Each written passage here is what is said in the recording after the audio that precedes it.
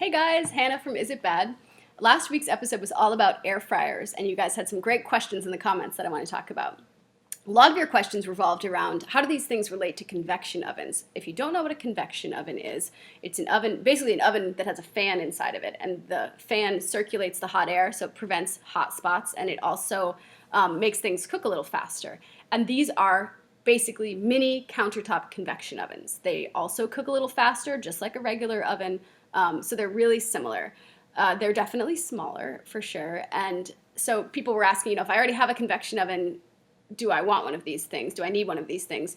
And the answer is if you would want one specifically for that fan and the ability to cook things a little faster, not necessarily. You might not need one of these, but they do have other benefits. They're really contained, so it's nice splatter-free cooking, really easy to clean up from. Everything's dishwasher safe. They free up your regular oven, so if you've got a lot of things going on, or you just want to cook, like if you have kids, you just want to cook a couple chicken nuggets, it's a lot smaller of a thing to heat up. And also it won't heat up your whole room if it's hot, if it's the summer. It keeps things a little cooler versus turning on your big oven. So there are benefits to these outside of the convection ability, but if you're considering buying one specifically for that and you already have a toaster oven or a regular oven that does convection, you might necessarily need one of these things.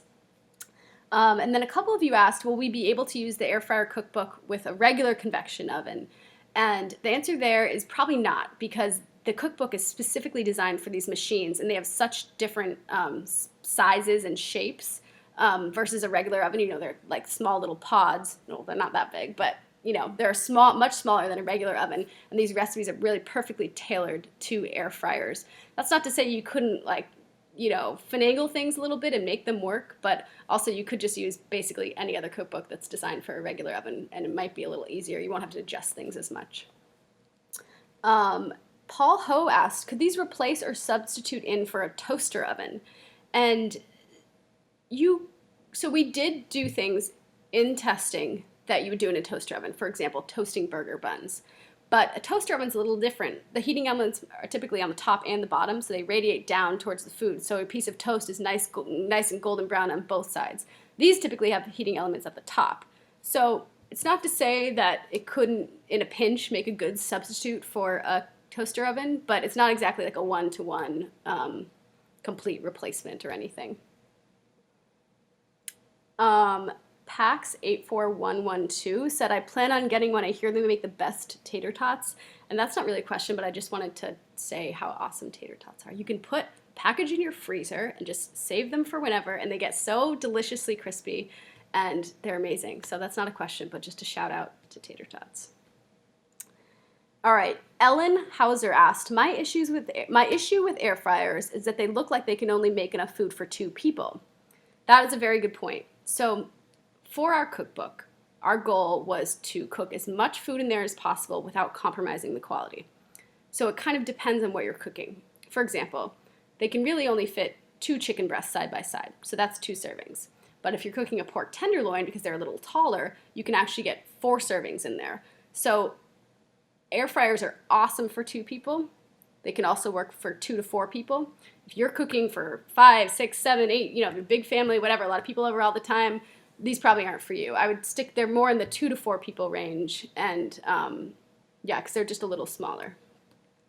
Also, we tested the large ones, and they don't necessarily add a ton more cooking space, so we like to just stick with the regular size and use our regular oven for bigger things when you're cooking for a lot of people.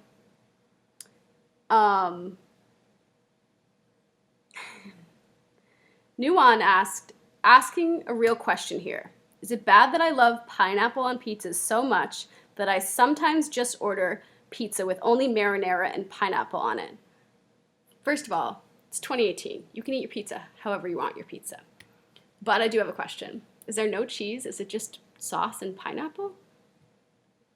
That's a little crazy. But hey, do you, Nuhan? If you want to have just sauce and pineapple on your pizza, you just go for it. Also, why do people hate on everyone wanting pineapple on pizza? Pineapple and ham on a pizza, it's salty and sweet. There's carbs in there. It sounds delicious. So you know what? It's 2018. Do you. Put whatever on your pizza, whatever you want. Just do you. All right, Jason Mazurek asked, is it bad that I don't have a microplane or can a box grater suffice? This is an interesting question. So the big holes of a box grater, they shred cheese, things like that, bigger strands. Have you ever tried to use the side of a box grater? It's the most frustrating thing in the world. They tend to not even work. Those little pokey out holes, like what is that? It's just, first of all, food gets stuck in there. Then you try to clean it and it totally shreds your sponge.